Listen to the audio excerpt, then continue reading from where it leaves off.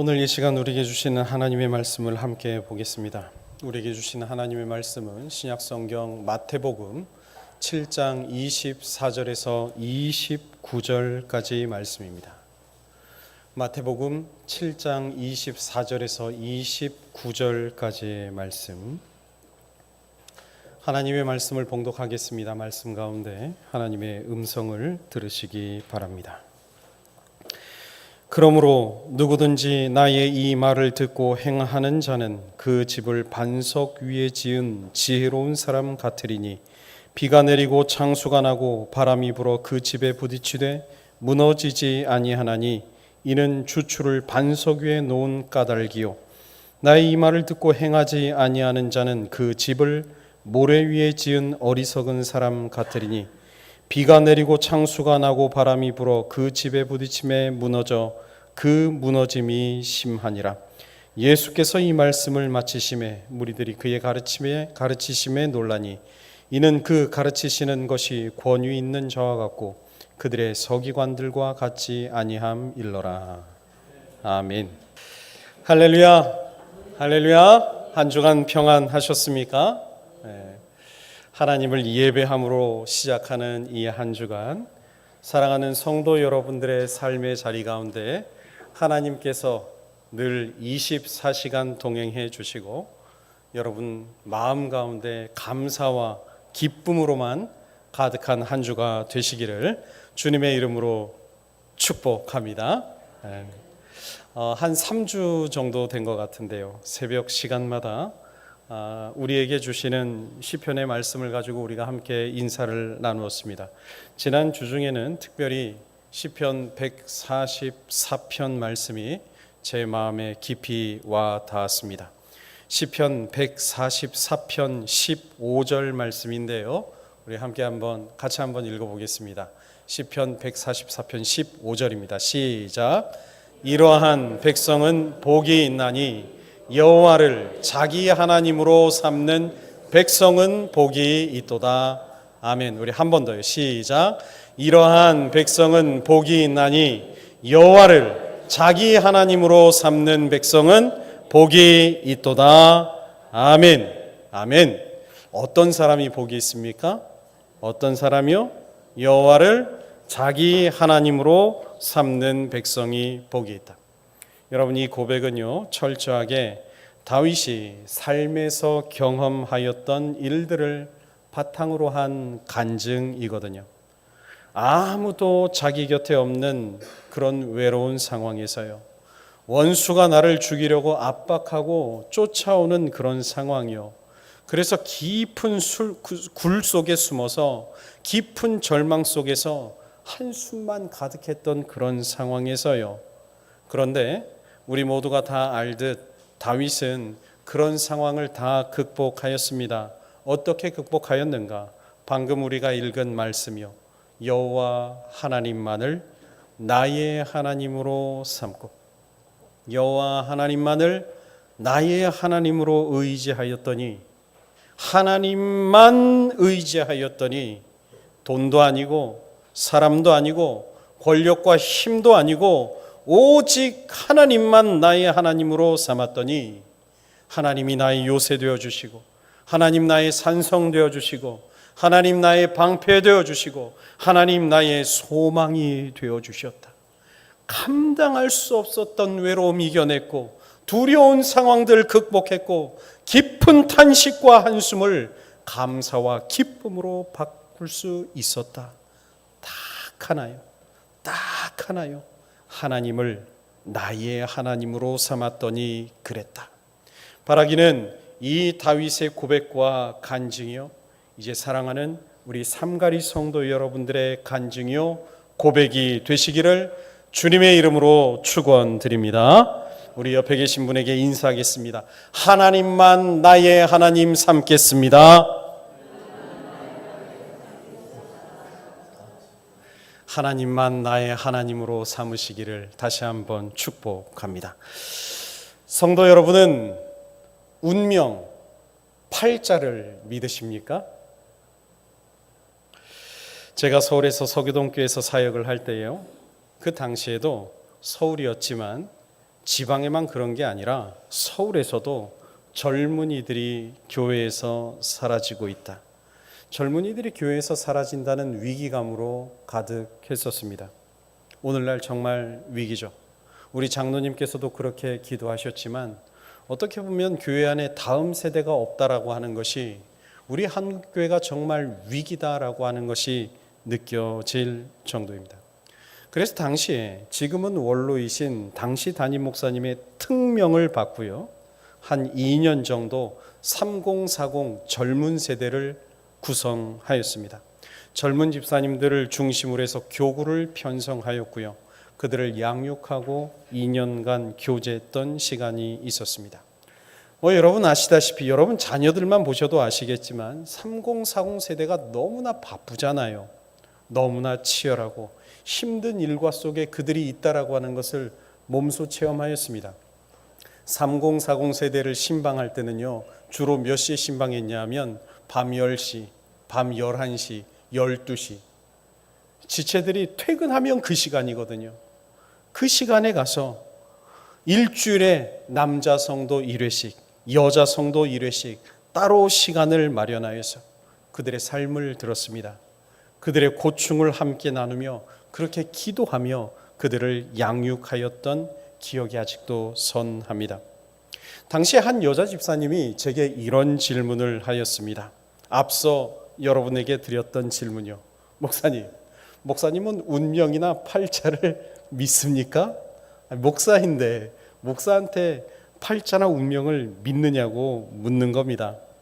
제가 피식하고 웃자 그 집사님은 사뭇 진지하게 한 번 더 물었습니다. 아니 목사님, 지금 이 교회 주변에, 이 홍대 주변에 술집과 클럽보다 더 많은 곳이 무엇인지 아세요? 바로 점집입니다. 점집이요. 한번 돌아다녀 보세요. 술집과 클럽을 합친 수보다 더 많은 게 점집입니다. 그런데 목사님, 문제는요, 제 주변에 교회를 다닌다고 말을 하면서도 점 보러 다니는 친구들이 얼마나 많은지 몰라요. 아니, 대화를 나누다가 그 이야기를 듣고는 제가 정말 충격을 받았습니다. 그날로요, 바로 나가서 세어보았습니다. 정말로 여러분 지금도요, 홍대에 가보셔요. 그 젊은이들의 거리라고 하는 그곳이 가장 많은 가게가 무엇인가? 정말 한 집 걸러서 한 집이 정말 술집과 클럽을 합친 수보다 더 많은 가게가 바로 점집이라는 것을 금방 확인하게 될 것입니다. 뿐만 아니라 교인들과는 전혀 상관없을 것 같은 바로 그 자리에 자신의 운명과 자신의 팔자가 궁금해서 점집에 가는 교인들이 있다고요? 정말 제게는 납득할 수 없는 충격적인 이야기였습니다. 오늘 본문은 마태복음 5장에서부터 이어져 내려온 예수님의 산상본 중에서 가장 마지막에 예수님께서 들려주신 교훈입니다. 다시 말해서 지금까지 마태복음 5장부터 시작하였던 그 모든 산상본들을 정리하면서 이제 제자들을 향해, 자신을 따르는 무리들을 향해, 나아가 오늘 저와 여러분, 우리 성도들을 향해 이 모든 일러주신 교훈보다 더 중요한 것, 교훈 가운데 교훈 가운데 핵심을 오늘 말씀하고 계시는 것입니다. 자, 여러분, 교훈보다 중요한 것, 그 이야기는, 그 교훈은 과연 무엇일까요? 이제 오늘 우리에게 주시는 본문 말씀을 한번 보십시오. 오늘 말씀 24절에서 27절까지 말씀만 우리 다 같이 한 목소리로 읽어보겠습니다. 시작. 그러므로 누구든지 나의 이 말을 듣고 행하는 자는 그 집을 반석 위에 지은 지혜로운 사람 같으리니 비가 내리고 창수가 나고 바람이 불어 그 집에 부딪히되 무너지지 아니하나니 이는 주추를 반석 위에 놓은 까닭이요 나의 이 말을 듣고 행하지 아니하는 자는 그 집을 모래 위에 지은 어리석은 사람 같으리니 비가 내리고 창수가 나고 바람이 불어 그 집에 부딪힘에 무너져 그 무너짐이 심하니라. 아멘.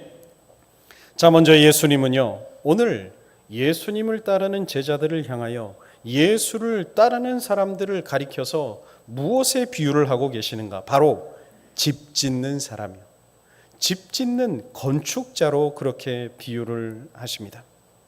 오늘 말씀을 가만히 묵상하면서 저는 오늘의 이 비유가 우리에게 얼마나 중요한 의미가 되는지 아주 선명하게 깨달을 수 있었습니다. 앞서 운명과 팔자를 말씀드렸는데요, 우리 기독교와 미신을 비교한다는 것 자체가 큰 의미가 없지만 구태여 비교하자면 다음과 같은 엄청난 차이가 존재합니다. 우리의 인생을 이 집 짓는 건축으로 비유하자면 미신을 믿는 사람들은요, 우리 인생이라고 하는 이 집을 신이 이미 다 지어놓았다라고 믿는 사람들입니다. 그래서 그것을 가리켜 운명이다, 팔자다라고 표현을 하죠. 그래서 신이 자신에게 만들어준 그 팔자가, 그 운명이 마음에 들지 않으면 어떻게 합니까? 어떻게 해요? 마음에 들지 않는 그 불행한 팔자를 이제 고쳐야 하는데, 운명을 바꿔야 하는데, 그것을 바꾸기 위해 신에게 엄청난 재물을 들여 제사를 드리기도 하고, 심지어 심청이는 어떻게 합니까? 심청이는 인당수에 자신을 던져버리는 인신제사까지 서슴없이 해버리는 것입니다. 그게 바로 운명론자들, 미신을 따르는 사람들의 믿음이라는 사실. 반면에 우리 기독교에는 그렇게 정해진 운명이란 없습니다. 팔자라는 개념 자체가 성경 어디에도 기록이 되어 있지 않습니다. 하나님은 우리에게 우리의 집을 하나님 임의로 다 지으셔서, 야, 너희들 그런 팔자니까 너 그냥 이렇게 살아, 우리 하나님 그러는 분이 아니시라는 것입니다. 대신에 하나님은 저와 여러분 모두에게 우리의 인생을 개척할 능력을 주셨습니다. 자유와 의지도 주셨습니다. 하나님 우리에게 인생이라는 집을 우리가 직접 지을 수 있는 자유와 능력을 주시고는, 너희 인생이라는 집을 네가 한번 잘 지어보거라, 나는 네 곁에서 너를 도와줄 테니 너는 걱정하지 말고, 너는 염려하지 말고 너의 소신을 다해 한번 지어가거라.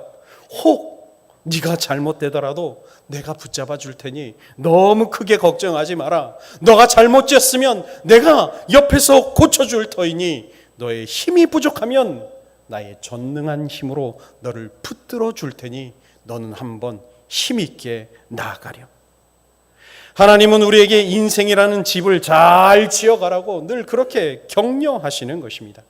그러니까 성경이 말씀하시는 인생은요, 한마디로 이미 결정되어진 운명이 아닙니다. 닫혀진 것이 아닙니다. 오히려 활짝 열려져 있다는 사실입니다. 누구나 성공할 수 있습니다. 누구나 나의 인생을 하나님 안에서 아름답게 세워나갈 수 있습니다. 누구나 실패했더라도 다시 일어설 수 있습니다. 자신의 집을 새롭게 지을 수 있습니다. 그러니 예수를 믿는 우리는 늘 소망이 넘치는 삶을 살게 되는 것입니다. 사랑하는 여러분, 먼저 바라기는 여러분 인생의 집을 하나님 붙잡고 하나님의 말씀을 붙잡고 아름답고 견고하게 세워나가는 지혜로운 건축자 삼가리 성도 여러분들 모두가 되시기를 주님의 이름으로 축원드립니다. 그러니 여러분, 이 사실을 꼭 기억하십시다. 지금 나의 현재요, 지금 나의 상황이 어떠하든지 그 상황에서 100% 희망만, 또 반대로 100% 절망만 있는 것은 아니라는 사실. 처한 상황이 좋지 못하다고 해서 반드시 실패할 것도 아닙니다. 그랬다고 지금 처한 상황이 매우 좋다고 해서 우리의 결말이 반드시 성공하는 것도 아닙니다.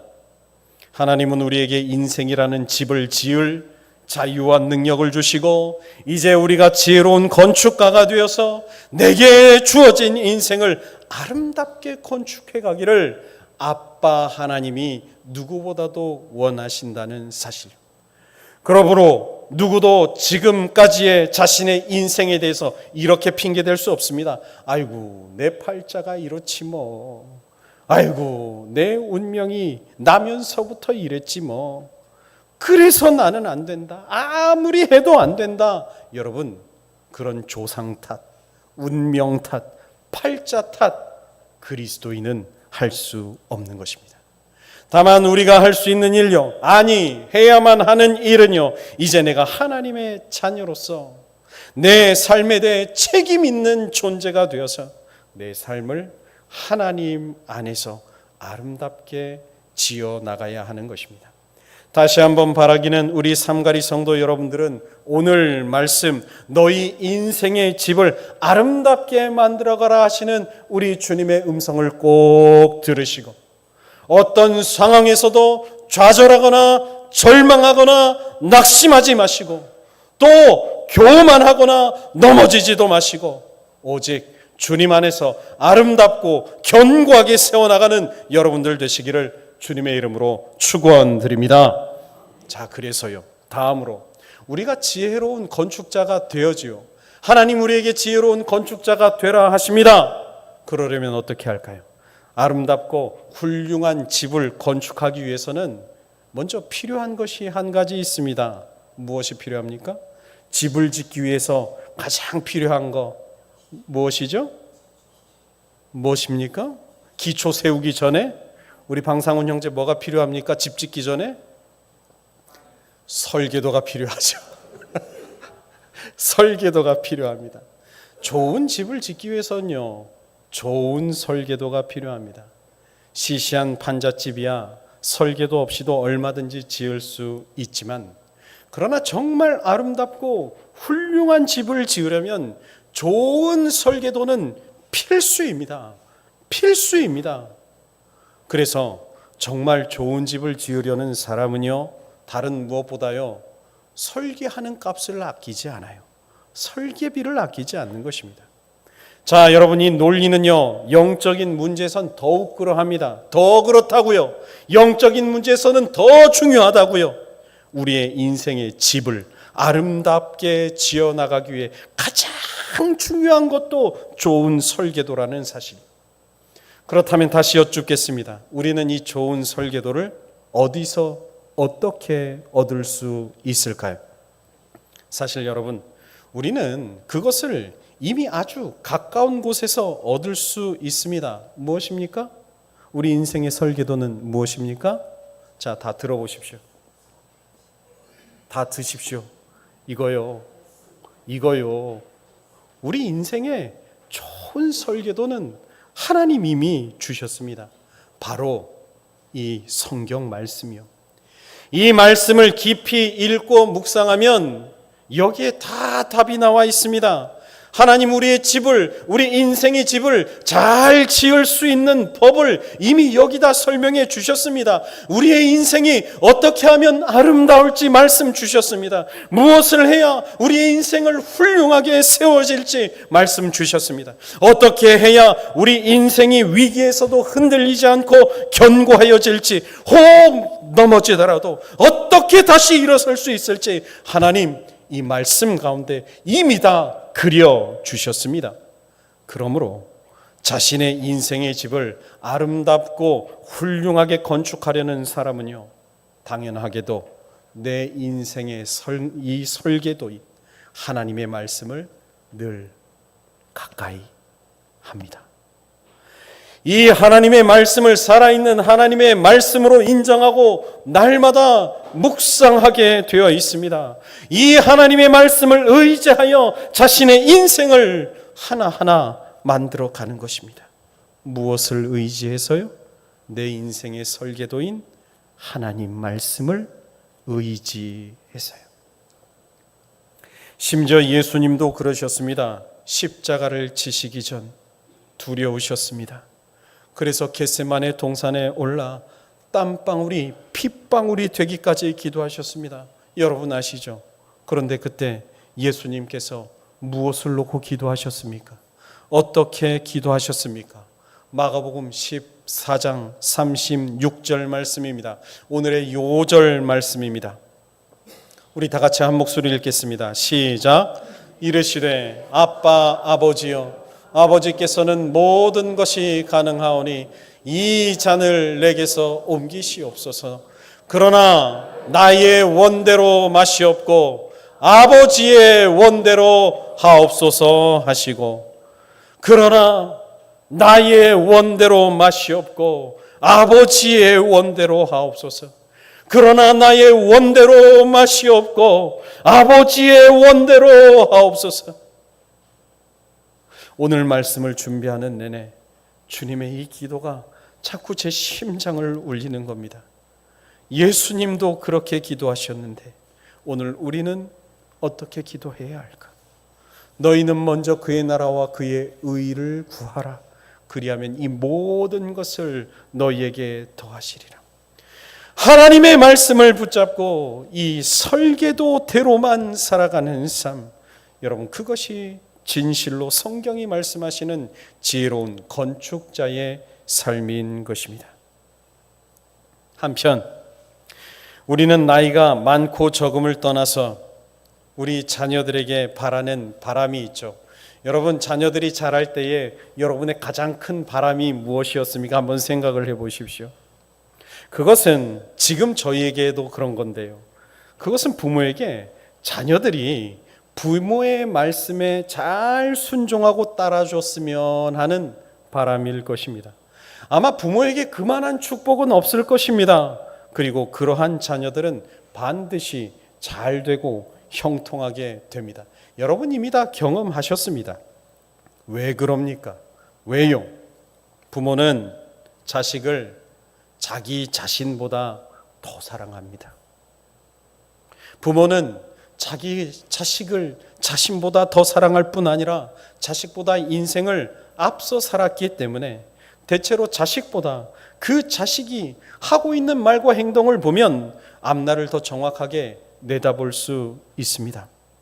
그러니 부모들이라고 해서 매 순간 다 옳은 것은 아니겠지만 자녀들이 자기 부모님의 지혜와 사랑을 존중해서 부모님의 뜻이 나를 위해 옳은 일이고 부모님에게도 기쁨이라 생각할 수 있다면 그 자녀는 정말 지혜로운 사람임이 틀림이 없죠. 그런 자녀는 분명 인생의 집을 잘 세워나갈 것이고 실패하지 않습니다. 반드시 그럽니다. 반드시 그럴 것은 그게 하나님 약속이기 때문에 그렇습니다. 그런데도 우리 자녀들 대부분은 이 평범한 진리를 잘 모릅니다. 오히려 자기가 이미 세상을 다 안 것처럼 경험한 것처럼 말할 때 많죠. 더 잘하는 것처럼 이야기합니다. 자기 신앙이 미성숙한데도 이미 성숙한 것처럼 말하는 자녀들도 많습니다. 오히려 부모님이야말로 시대에 뒤처진 말을 한다며 이제는 그 방식이 통하지 않는 세상이 되었다고 부모에게 핀잔을 줍니다. 세상 모든 부모의 안타까움이 바로 여기에 있습니다. 제가 이렇게까지 말씀을 드리면 우리 부모님들의 마음이 좀 시원할는지는 모르겠습니다. 그리고 이 이야기를 우리 자녀들도 좀 드려야 할 텐데 그런 생각도 하실지 모르겠습니다. 그런데요, 이제 입장을 바꾸어서 한번 생각해 보십시오. 자녀들이 부모를 인정하고 부모의 경험을 존중하여 자기 마음대로 살지 아니하고 부모에게 순종하기를 부모로서 진심으로 원하고 계실진데 왜 우리는 우리의 아버지이신 하나님의 말씀대로 살려 하지 않고 날마다 하나님 말씀에 귀 기울이려 하지 않고 오히려 이 정도쯤은 괜찮아, 이렇게 안 살면 세상에 뒤처져, 이렇게 안 살면 세상에서 바보가 돼, 아버지의 뜻 앞에 나의 뜻, 세상의 뜻을 앞세워 살려고 하십니까? 여러분의 자녀가 부모인 여러분의 뜻에 순종치 아니하고 제 마음대로 제 뜻대로 살면 결국 후회할 것은 다 아시면서 왜 나는 하나님에 순종하지 않고 내 마음대로 내 뜻대로 살면 후회하게 될 줄은 모르느냐고 성경은 오늘 우리에게 묻고 계시는 것입니다. 교수이자 기독교 작가인 이이용님이 쓰신 돈이 보낸 편지라는 글에 화목의 비결이라는 글이 있어서 여러분에게 들려드리고자 합니다. 불화가 그치지 않는 한 가정이 있었습니다.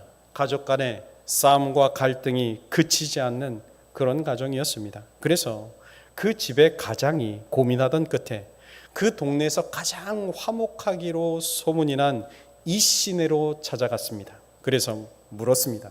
화목의 비결이 무엇입니까? 그때 이 씨는 대답은 하지 않고요, 큰 소리로 가장 큰 아들 장자를 불렀습니다. 아들아, 저기 외양간의 송아지를 지붕 위에 올려놓거라 라고 말을 했습니다. 아니, 송아지를 지붕 위에 올려놓을 이유가 없지요. 그런데 그 말도 안 되는 아버지의 말씀을 들은 아들은 그 이유를 묻지도 않고 마당으로 나갑니다. 이윽고 촌극이 벌어지는 겁니다. 온 식구들이 다 나와서 거기에 사다리를 여러 개 갖다 놓고 땀을 뻘뻘 흘리며 송아지를 정말 지붕 위로 들어 올리려고 기를 쓰고 있는 장면이요. 그 모습을 보며 이 씨는 찾아온 사람에게 이렇게 말하였습니다. 우리 가정의 화목의 비결은 바로 이것일세. 돌아가서 한번 시험 삼아 해보게나. 집에 돌아온 그는 식구들을 다 불러 모았습니다. 아까 본 대로 외양간의 송아지를 지붕 위에 올려놓아야겠다라고 식구들에게 이야기했습니다. 그렇지만 아내와 아들, 며느리와 손자들까지도 다 미쳤느냐고 코웃음을 치며 조롱하고 순종하지 않았다는 겁니다. 여러분, 이 사람은 화목의 비결이, 그 핵심이 무엇이라고 깨달았을까요? 성경에는 하나님이 말씀하시면 어련히 좋은 말씀이겠구나, 내 보기엔 아닌 것 같기도 한데 하나님 보시기에는 가장 선한 길이구나, 그렇게 생각을 하고 왜 주님 그런 말씀 하시느냐고 묻지도 따지지도 않고 순종한 사람들의 이야기가 나와 있습니다.